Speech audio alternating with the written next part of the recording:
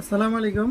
12 volt ব্যাটারির charging auto cut circuit, এটা double layer PCB. দেখতে পাচ্ছেন কত উন্নত মানের পিসিবি আমরা ব্যবহার করেছি। এখানে 5 ব্যান্ড রেজিস্টর,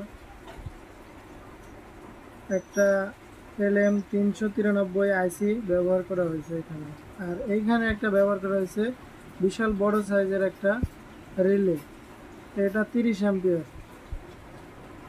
আপনারা এই সার্কিটের সাহায্যে 300-400 অ্যাম্পিয়ারের যে ব্যাটারিগুলো আছে সবগুলাই অটো কাট করতে পারবেন এটার সাহায্যে। আপনারা এটা সোলারেও ব্যবহার করতে পারবেন।